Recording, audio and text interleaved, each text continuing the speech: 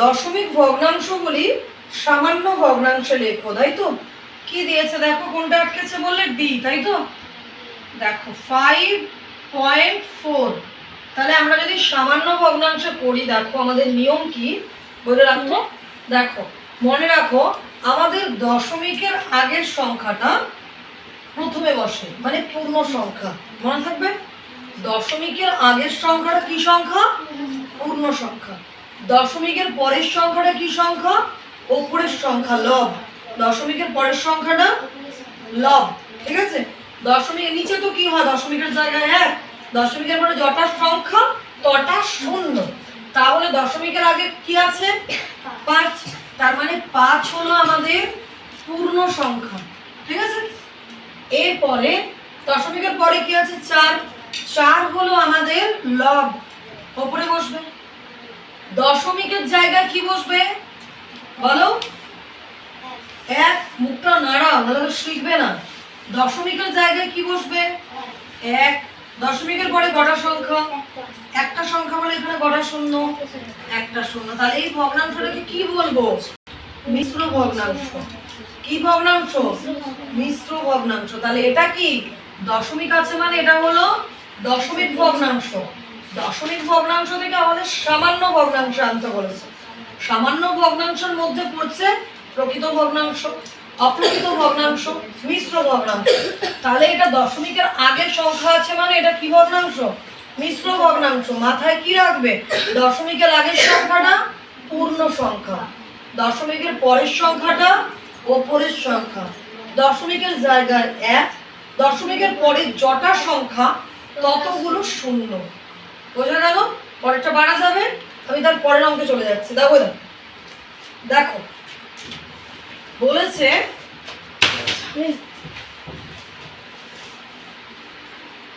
দেখো কত কথা চলছিল, পেয়েছি।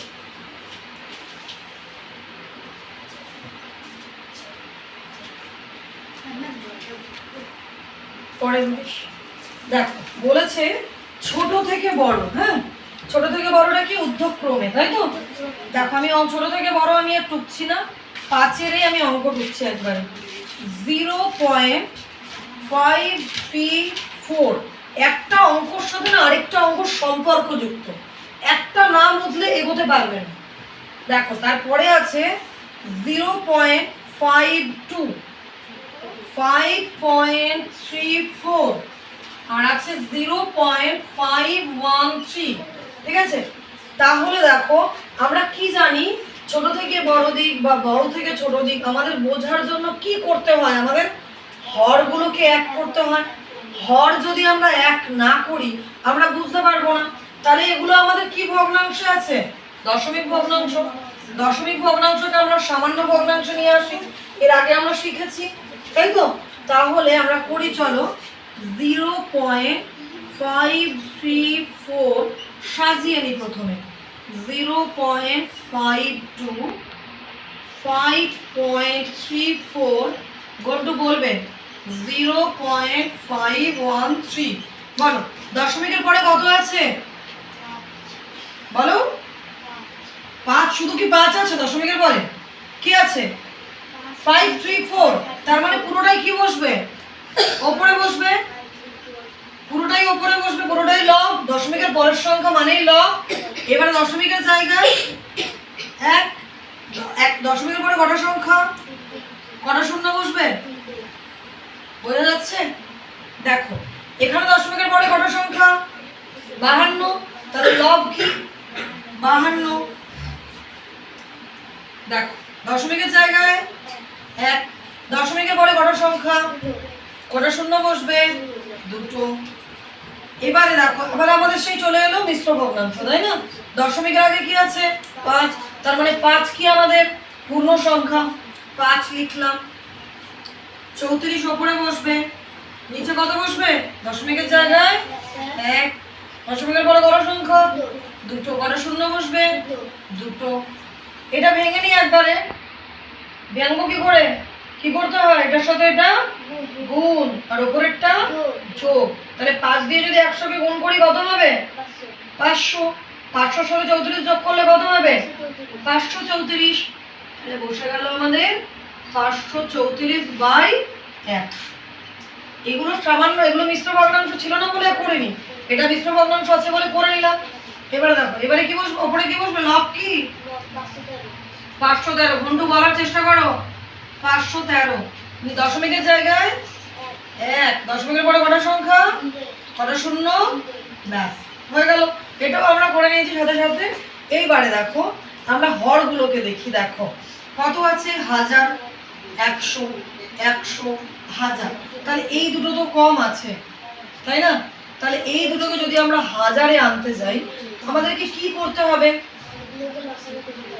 দেখো একটা নিয়ম আছে হরগুলোকে লসাগু কর, আরেকটা নিয়ম আছে। আগে চলো বড় নিয়মটাই আগে শিখি, তাহলে হরগুলোকে লসাগু করি। ওটা আগে শিখি, তারপরে একটা শর্টকাটও শিখিয়ে দেবো। দেখো কি আছে আমার? 1000, পরেরটা আছে আমার 100, তারপরেরটা 100, তারপরেরটা 1000, তাই তো? দেখো এই তোমরাও দেখবে, হ্যাঁ ধরো ওটা ধরো, আরশও দেখবেন। দেখো 10 দিয়ে যাবো তো, 10 দিয়ে যাই। 10 একে 10, দুটো শূন্য। 10 একে 10, একটা শূন্য। 10 একে 10, একটা শূন্য। 10 একে 10, দুটো শূন্য। আবার 10 দিয়ে যাবো তো। 10 একে 10, একটা শূন্য। 10 একে 10, 10 একে 10, 10 একে 10, একটা শূন্য। আবার 10 দিয়ে যাবে। 10 একে 10, 1 বসে গেল, 1 বসে গেল, 10 একে 10। ঠিক আছে, লসাগু করেছি। দেখো 10 গুণ 10 গুণ 10। দেখো একগুলো লিখলেও হয়, না লিখলেও হয়, তাই তো? লিখলে আচ্ছা লিখি, চলো না লিখলেও হয়। হ্যাঁ, 1 গুণ 1 গুণ 1 গুণ 1, কটা? 1 2 3 4, 1 2 3 4 হয়ে গেছে। দেখো 10 10-এ 100, 100 10-এ 100-এর পিছনে একটা শূন্য বাড়িয়ে দেবে, তাহলেই হয়ে যাবে 1000। তাহলে কত হলো? 1000 হলো। এইবারে দেখো আমার এখানে 1000 আছে, আমি লাইন থেকে কত বাদ দেব? 1000 আছে, 1000 বাদ দেব। 10 10-এ 100 আর 10-এ 1000, কত করে থাকছে? 1, 1 দিয়ে গুণ করব। কত হচ্ছে? 534/1000 হয়ে গেল। এবারে কত আছে? 100, 100 বাদ দেবো মানে দুটো 10 বাদ দেবো। কত করে থাকছে? 10। মানে 100 বাদ দিলাম, বাদ দিয়ে কত করে থাকছে? 10। 10 দিয়ে গুণ করবো। দেখো 10 দিয়ে গুণ করলে কি করব? 52 একে 52, একটা শূন্য, একটা শূন্য বসিয়ে দিই। 100 একে 100, একটা শূন্য, একটা শূন্য বসিয়ে দিই। বোঝা গেল? ঘন্টা বুঝতে পারছিস? অনেক সোজাভাবে করাচ্ছি। দেখো আবার 100, তাহলে যদি এটার সাথে আমি আবার 100 বাদ দিই, কত করে থাকছে? 10 করে থাকছে। তার মানে 10 দিয়ে গুণ করব। তাহলে 10 দিয়ে গুণ করলে কত হচ্ছে? 534, সাথে একটা শূন্য বসবে। আর 100-কে 1 দিয়ে গুণ করলে 100, সাথে একটা শূন্য বসবে, তাই তো? এবারে আবার 1000, তাহলে 1000 বাদ দিলে 10 10-এ 100, 100 10-এ 1000, তাহলে 1 করে থাকছে। 1 দিয়ে গুণ করব, ইন্টু 1 ইন্টু 1, কত হচ্ছে? 513, 513ই বসে গেল। 1000 1000 বসে গেল। এইবারে দেখো হরগুলো সব এক জায়গায় চলে গেল, তাই তো? আমাদের কি বলেছে? ছোট থেকে বড়, তাই তো? বইটা দেখো, ছোট থেকে বড় তো, ছোট থেকে বড়। তাহলে সব থেকে ছোট এবারে কোনটা রাখি? এবারে শুধু আমরা লব দেখলেই হয়ে যাবে। লবগুলো দেখো শুধু। তাহলে এটা আছে 534, 520, 5340, 513। তাহলে ছোট কোনটা হলো? 513। তাহলে আমরা সাইন দিয়ে করতে পারি, এখানটাতে লিখে নেবে একটু ছোট থেকে বড় সাজিয়ে 5। ঠিক আছে, 513/1000 বড় লিখছি তো, গ্রেটার দ্যানের সাইন দিলাম। তারপরে কোনটা? এটা হয়ে গেল। হ্যাঁ, তারপরে কোনটা? 520।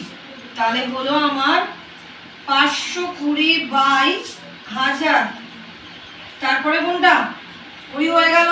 তারপরে আমার 534, 534/1000।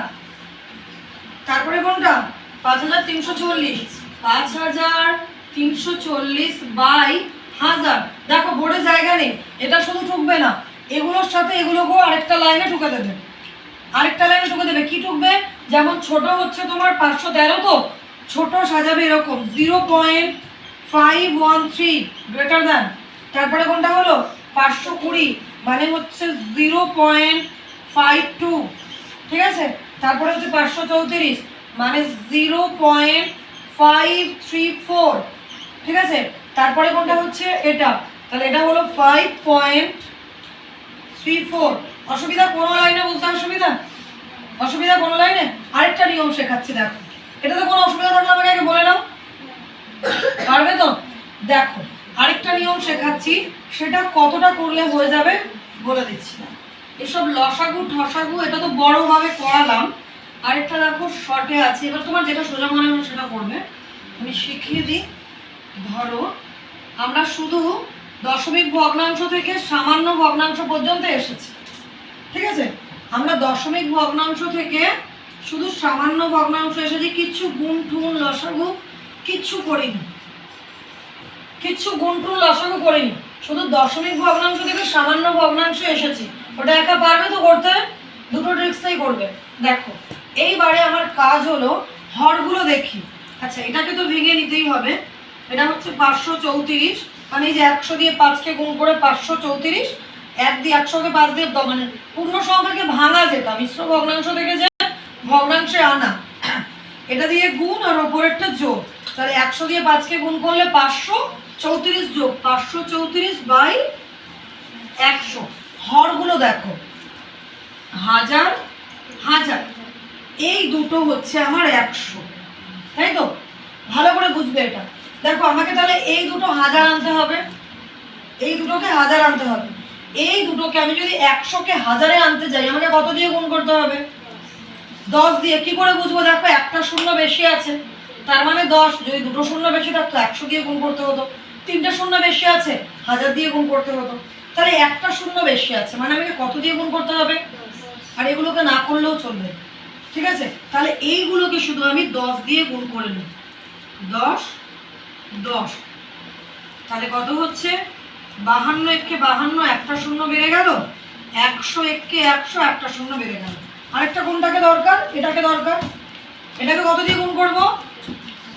10 দিয়ে গুণ করবো, তাহলে 1000 চলে আসবে।